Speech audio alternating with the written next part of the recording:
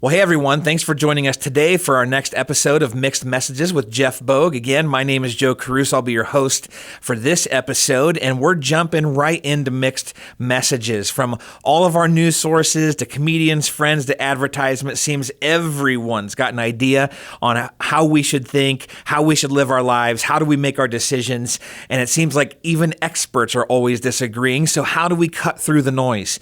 Well, when this information leaves us frustrated, we want to be able to sift through all of the noise and choose what governs our lives most appropriately. We've been praying about that as leadership at Grace, and we want to make sure that we're offering resources just like this one to help you navigate all of those mixed messages. Today, as we get into our topic with Pastor Jeff, we're going to be really diving into how do we interact with people that disagree with us? Because let's face it, it surrounds us all the time, and it's a question that I hear a lot. And it seems like every conversation around every circle seems to somehow land here, even for a few moments. So let's dive into this together with Jeff.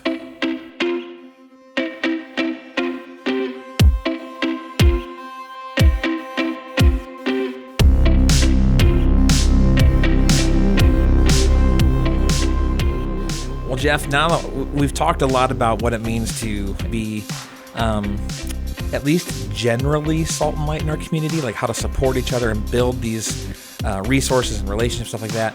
But let's face it, there's something about humanity, maybe it's something about 2020 where it just feels like a lot of people disagree with us. Yeah. And as we're trying to interact with folks and as we're trying to explain our decisions and stuff like that, like it quickly leads into kind of conflict. Jeff, what are some ways that we can take a Christ-oriented attitude, a Christ-oriented approach into those types of environments and relationships? Yeah, we're definitely at loggerheads about a whole bunch of stuff. I'm going to say something it's a little bit weird. So as you guys are listening, you got to stick with me here. If you're listening in the car, try not to swerve off the road.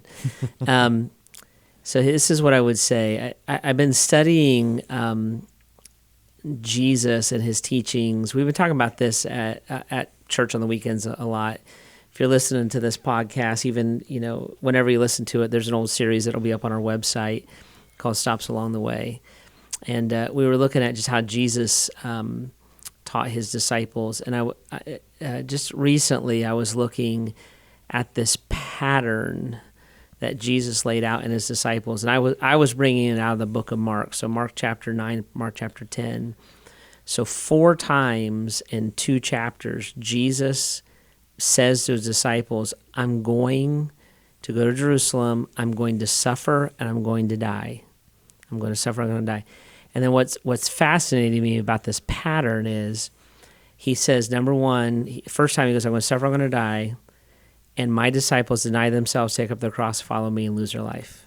And then the second time he says, I'm going to suffer and die. And then he goes, and my disciples say that the first shall be last, and last shall be first. And then the third time he says, I'm going to go suffer and die. And he's going to say, then he says, you need to be a slave to all men. And then the fourth time he says, I'm going to give my life as a ransom for many, and you need to deny yourself. So there's this pattern, and as I was looking at that, Jesus is drilling in. I mean, it's not like him to be repetitive like that. He's drilling in. They're separate incidents. It's all in the same book. So these aren't 4 times in the 4 Gospels. This is all in Mark. He's drilling in, if you are my disciple, you must deny yourself. So as I was looking at that and thinking about that, I realized that denial of self is the key to all Christian living. If I won't deny myself, I can't have mercy, I can't forgive, I can't put others' interest above my own, I can't submit to my husband or my wife, I can't do any of that. I have to deny self first. And Jesus looks at his disciples, he's like, yeah, I'm going to suffer and die. I'm denying self. So when we're at loggerhead, the reason that we lock horns like this is that nobody will deny themselves. Yep. So you offended me, We'll even argue about whether those offenses are legitimate or not. Which is like, it doesn't matter if you're offended, you're offended. Right. But we'll get in an argument about that, and then we'll lock horns on our perspective on that offense, and I'll demand that you yield to me. Well, on the other hand, I demand that you yield to me, and that war cannot be won. We were talking about how like it's two pieces of steel colliding. All they do is spark and bounce off of each other. Yep. That's all, and that's what's happening. Our culture is just sparking and bouncing off of each other, and then we'll kind of wear each other out. We'll settle down for a while. Something will happen, and all the old weapons and all the old wounds and all the will get back up. And I don't want to hear you. I don't want to hear your perspective. I don't want to hear what it's like to have your skin color. I don't want to hear what it's like to be a woman or a man. I don't want to hear it. I want you to hear me, and you have to yield to me. So in all of that, it is a Christ follower then. Mm-hmm. See, and it's so easy. First of all, it's our human nature to be combative. And then it's our cultural nature. We're Americans. Like we don't roll over and play dead, right? And we're kind of proud of that.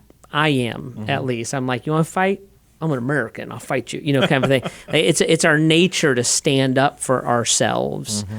And Jesus would come in and he would be like, question number one, who do you say that I am? You're the Christ, Son of the living God, is Peter's grand confession. Okay, question number two, do you want to be my disciple? Because what what they are known for is denying themselves, like I did. Like I did, number two, deny yourself. Like I did, number three, deny yourself. Like I did, number four, deny yourself. And so it's a big question. And so when you get into like Matthew chapter 5, you get into like the Beatitudes, you get into like Philippians 1 and 2, put others' interests above your own, those kind of things. When you get into all of that, if you don't have denial of self at the core, none of that can play out. And Jesus would look and say, I think if you looked carefully at his teachings, he would say, here's maybe the two or three hallmarks. Number one, love me with your heart, soul, mind, and strength. Number two is love. My disciples are known by their love. Number three, my disciples are known by their denial of self. And like you, if you don't worship Jesus, then you'll never love, and you can't love unless you deny yourself. Right, it's in the key of all of it. I think you just said the word key. I think that's the key that unlocks so much of what we at least try to understand as followers of Christ. Like I read passages like the Beatitudes, and it lists out these things like, blessed are the poor in spirit, those who mourn, the meek, those who hunger and thirst, the merciful, all these things. It's like, but that sounds great in my head. Yeah. Like it sounds wonderful. Even the Philippians passage you mentioned, like, man, to put others' needs above my own, that sounds so good and virtuous and lofty. But the thing is if I read back through that honestly, I don't want to be poor in spirit. I don't want to mourn. I don't want to be meek. That's not strength, at least the way we tend to define it. I don't want to be hungry and thirsty for anything. And so experientially, we get stuck because we don't want to deny self. Yeah. And so we see these things, I think, in our head, and we're like, that sounds great. But then life actually hit us, and we're like, whoa, you mean I'm supposed to do that? Yeah, and we want, but we need other people to do that for us, right? If my house is on fire, I need a firefighter to bust through those flames and come get me, right? But I don't, and it's not because people are jerks. It's our human nature. I don't want to do that for somebody else. I desperately want people to do that for me. Well, that's where we start clashing. Hear me, hear me, hear me. You must understand me. You have to yield to me. And on the other side of that is, well, you have to understand before you can be understood. So if I never, it's not that we shouldn't express ourselves or our hearts or opinions or the rest, but if I never am the one who is the denier of self, right?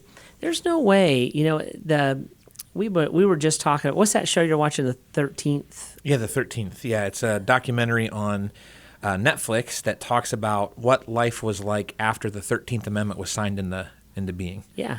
And so I'm going to watch it now. I didn't know about it till just now, but I love stuff like that. But, for instance, in our culture, we've been talking a lot about race relations and things like that. And I have two dear friends, Kemp Boyd and Joey Johnson, who are both African-American pastors and leaders. They say things to me I don't want to hear sometimes, right? And I do to them too. Like we're genuinely friends. We speak back and forth, but I'm like, man, I don't like that. Like I don't want to think about it. I don't want to consider it. I don't like to think about that maybe my life is a part of that, or I myself have those mindsets. But if I don't deny myself, right? If I don't put down my defenses and become open-minded, I don't have to become a wimp. I'm not. I mean, that's not a real problem for me. But I don't have to quit thinking or accept whatever. It's not just like, Kemp thought it, so I believe it, kind of a thing. But like, then if I won't do that, and then they do that back to me, we're friends, then we can't process an issue. And then even as pastors, like Pastor Joey and I, if we can't process an issue, we can't lead the church through it. Right. Because we're so stuck on, well, this is what I want and think, and this is what I want to think. So even, it's not that people are jerks, like godly men and women struggle with this. And sometimes it's hurtful. You think about like marriage. I don't like what Heidi says to me sometimes. Especially if she's right. Sure. Like, I don't like that at all. I want to be right about things, and I am most of the time. It's helpful, but you see what I'm saying? Like, and this is our culture. That's why we don't ever fix anything. Is because we don't listen. We're not hearing. We're not if you're not hearing, you're not empathetic. And then what happens tragically is you cut out all kinds of wisdom. How many lessons can be learned by like a documentary like the 13th? You don't have to agree with it, but you're like, it's stuff you would have never thought about before, or a perspective you wouldn't have seen. And because the documentary is from somebody else's perspective. Right? And, we talk a lot about dialogue and all those kind of things. And I'm like, all that's true. It's really denial of self. If my dad is a jerk and he walked out on me, if I'm ever going to have peace, I have to deny myself. He cannot make restitution for a lifetime of absence. So somewhere in there, I have to like bear that burden in order to forgive him, to be merciful to that homeless person or whoever. They can't do anything to earn my favor, right? I'm not the addict. I didn't do drugs, right? So I have to deny myself to express mercy. And Jesus is, in Mark chapter 9 and 10 there, he's drilling at his disciples like, I'm going to the cross. I didn't do anything. They're going to mock me and make false accusations. I'm going to suffer. I didn't do anything. But I'm going to wind up being victorious because they actually can't do anything to me. Right. So we were talking about, when we were talking about this, we're talking about steel hitting steel as opposed to steel hitting water. Like you can hit water as hard as you want with a hammer. The water doesn't care. Right. And that's the way that the believer is. It's like, I'm victorious in Christ. Have at it, Yeah, I think There's so much here that we're unpacking, Jeff. It's so helpful. And when I think about the people in my life that want to be argumentative against me, and then many of these folks would be like the three that I'm praying for, the people that I want to see and know Jesus, people that I want to have a spiritual influence with. Maybe it's someone, I'm a pastor, I want to help shepherd them. Maybe it's even a family member that I'm trying to like kind of redeem some relationship, whatever. If I refuse to step into these heartbeats and these actions of denial of self, what I'm doing is I'm painting a picture of Jesus that is inaccurate. That's right. And so the more that I am in opposition and fighting and banging that metal up against each other, I'm not showing them that denial of self and that victory that Jesus has for their life. Right. That's right. And it's like you're one of the smartest people I know, Joe, and you're well spoken. So suddenly, like I can fight and win. Right. I can fight anybody verbally and beat them. Right. That. What have you accomplished for Christ? Because he said nothing to his accusers. Right. So like we're talking about like. I have like our worlds at each other. We disagree with each other, and our tendency is to you go to the left and you listen to whoever. You go to the right and it's Rush or Ben Shapiro, whoever. It just kind of depends on what podcast you like, kind of thing. And I would look. In fact, one of the reasons we're doing mixed messages is I'm like, a believer wouldn't run to either one of those places. No. We would run to Jesus, and you're not going to fit in. When I'm in conflict with somebody, Jesus would say things, the scripture would say things like this, my battle's not against flesh and blood, right? I'm not in conflict with you. You are different than your idea, and your idea is probably not from you. It's a spiritual idea, and that spiritual battle's fought and won. So how do I redeem your heart instead of like fight your idea?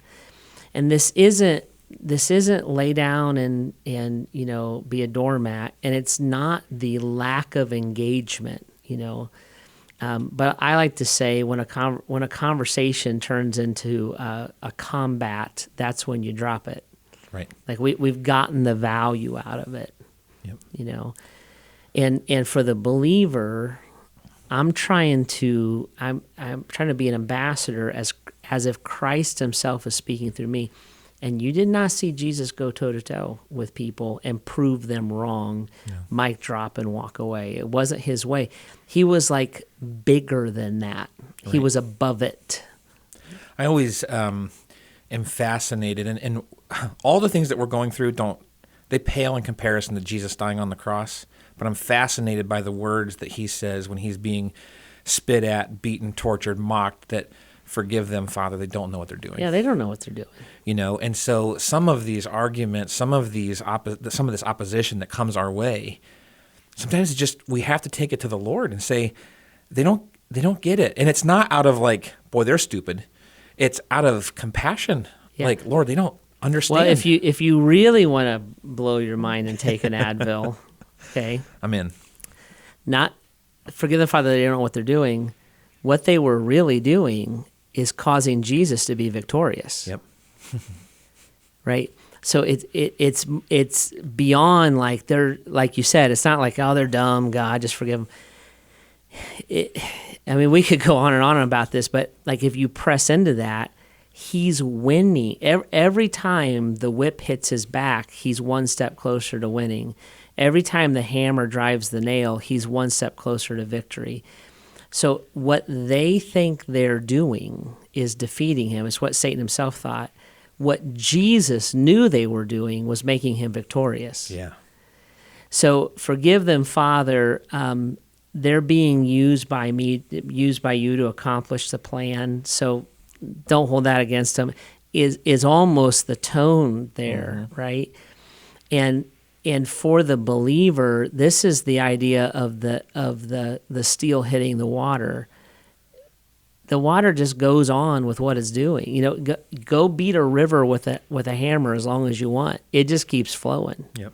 Right? And this is where Paul and others would say, we are more than conquerors. We're overcomers. We're already victorious.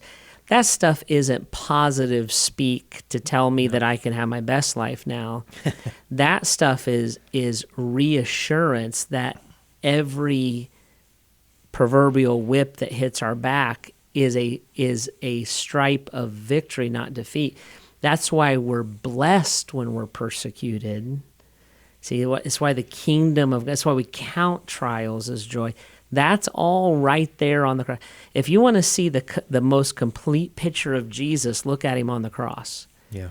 That he's at the peak of his glory, so to say, or certainly his earthly accomplishment is what he came to do. Yep. And as a believer, that understanding and that mindset, it starts with denial of self, and then it leads to a victorious life where regardless of who gets elected, it doesn't really change what I'm doing. Yeah. Right? Regardless of what this court ruling does or that court ruling does, it doesn't really change. It might affect my circumstances, sure, but it doesn't really change what I'm doing. You can't alter that. That's why the church can't be defeated. Right. There's nothing that a government or a group of people or a law can do to stop us. Yep.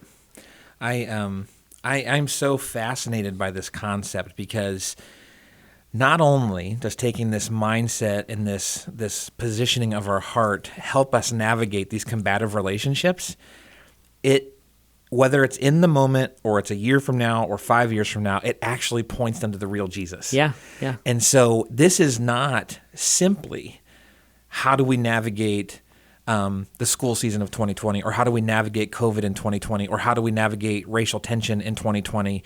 This is also how is God redeeming this time period in history to draw people to himself. That's right. That's right. And I would say he has optimized that opportunity. Yeah. Don't throw away your shot because we're all into Hamilton. Don't throw away your shot by making a snarky political comment. Who cares? Right. Don't throw away your shot by mask, no mask. Like, who cares? God doesn't care. Who cares? Right? Those are human concerns. They're not earthly concerns. But that's always the temptation because I want what I want. Mm-hmm. If you lead with love of your neighbor and denial of yourself, you'll start wanting what God wants. And that path to victory, and it's funny, let's just make up a number, 24 months from now, 2 years from now, who's the person going to remember? The person who argued with them or the person who didn't? Right? I mean, who's the oddball right now? Right. The guy, losing their mind on Twitter or the person who doesn't, right. Who's steady, who's above it all, who's unaffected. So whether it's direct conversation, salt and light, or it's lifestyle consistency, you wind up being at the position that Jesus wants you to be. Absolutely. This is, so many of us have a heart for people. We want to pray for our three. We want to reach them. We want to have these no-brainer moments, things where we can we help shed Christ on them? But this is the mindset and the lifestyle that sets all of that up. That's right. And so I think for any of us that are like, man, I have these neighbors, these friends, these coworkers, classmates, whoever, it's like we have to dive into Jesus and start denying ourselves to line up with him if we want any of that to come to be. Yep. So I'm honestly thrilled that we're having this conversation. Like, I don't want to say for the first time in 2020, but like there's a lot of down moments in 2020. Yeah. This stuff gets me fired up. Yeah, because can you imagine if everybody listening and watching right now starts saying, I'm going to start, that's right. I'm going to start praying this way. I'm going to start reading the scriptures. I'm going to start trusting that God wants to do this. I'm going to start denying myself and doing what he wants. Imagine. Oh my goodness. Let Christ form your opinions. Let Christ form your truth. Let Christ form your actions. And you'll stick out like a sore thumb. So good. Well, Jeff, thanks for getting into this with us. I think that this is incredibly encouraging, again, not only to me, I hope to you as well as you're watching and listening. I'm excited to keep these touch bases going and continue to help the flywheel move. if you have questions, if there's things that you want to dive into, that you want to ask, that can be uniquely addressed through our Mixed Messages with Jeff Bogue podcast, make sure that you go to our website, bath.gracechurches.org /mixed messages, and you can fill out a form there. And as those questions come in, we'll start navigating those. We'll start having the conversations. We want to continue to be a resource for each other as we point people towards Christ. So make sure you subscribe, follow, send us a direct message if you want to get in contact with us. We'd love for you as well to join us on the weekend. If you're in the Akron area and you want to get out and about, find our service times on Saturday and Sunday. If you're still kind of navigating things online or you're out of the Akron area, join us online Saturday and Sundays for our services as well. And we'd love to meet you and start interacting with you in those ways too. Well, thanks for jumping in with us today as we continue to seek God's voice through all of these mixed messages around us. And we'll see you next time.